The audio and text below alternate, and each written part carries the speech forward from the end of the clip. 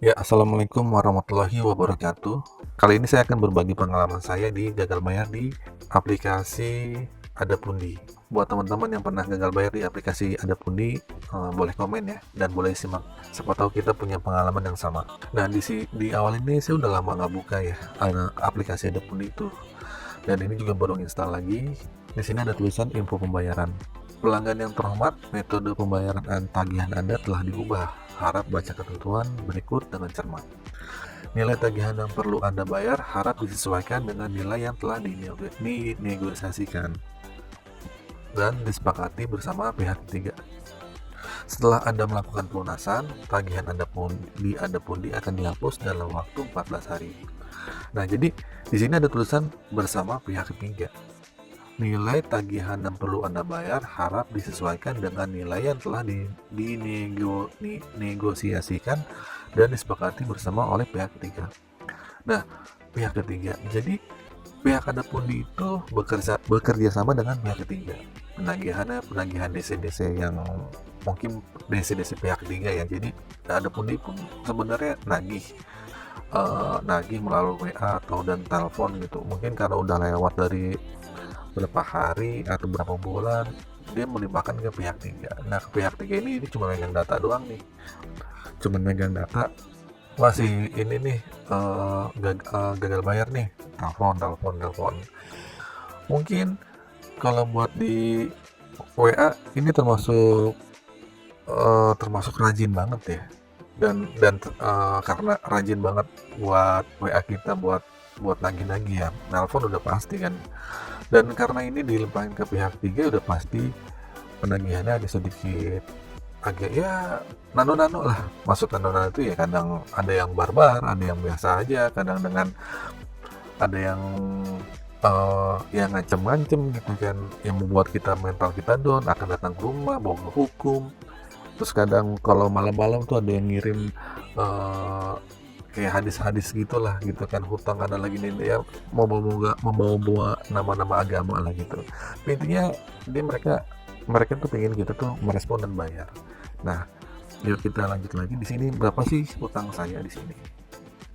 Oh ya, sebelum itu nih kita lihat dulu ya di menu-menunya ada apa sih di autentikasi ini.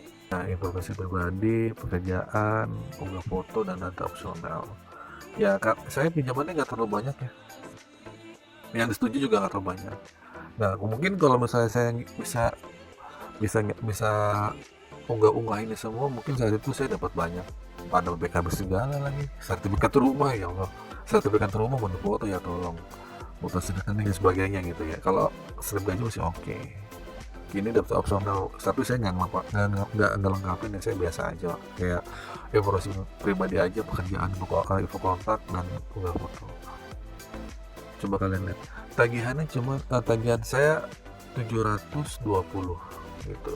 Yang cair itu ya segini, 720.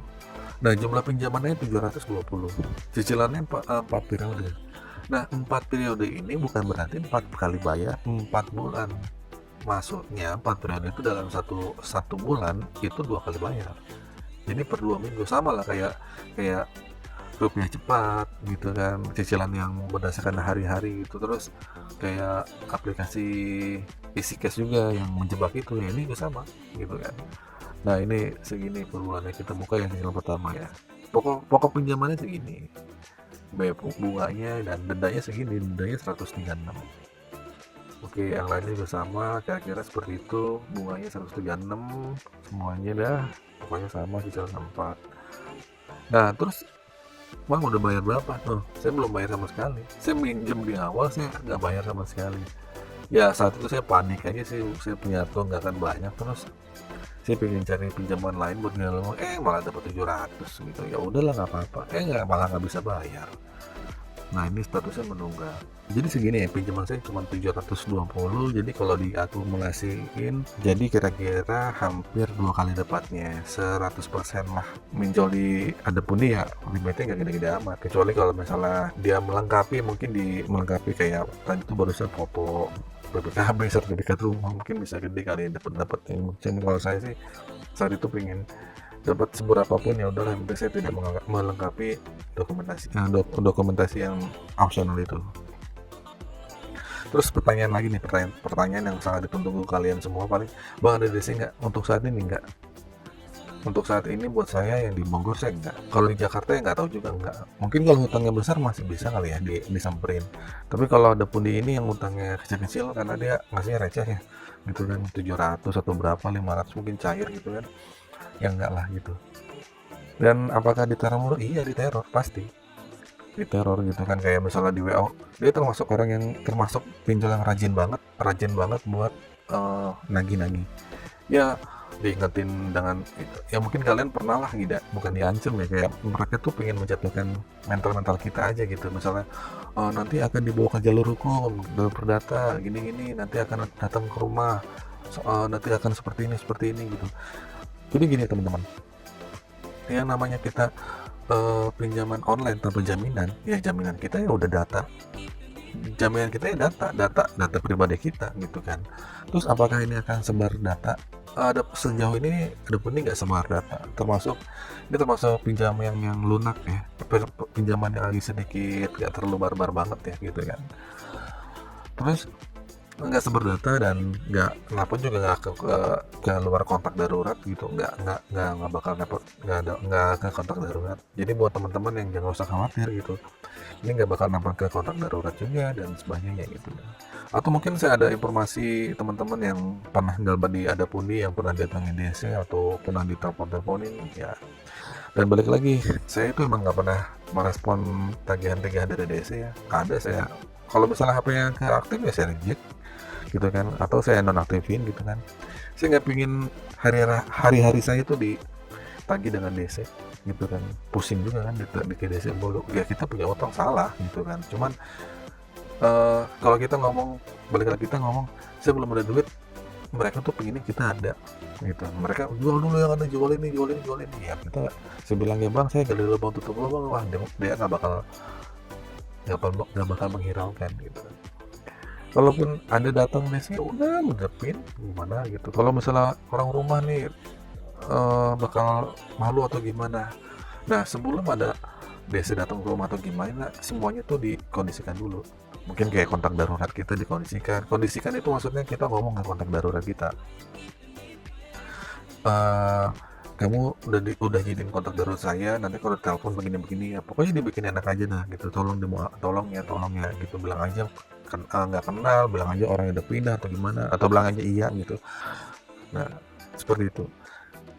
Jadi kalau misalnya kalian respon di awal bilang iya saya janjikan bayar tanggal segini ya, kalian akan ditagih terus gitu kan.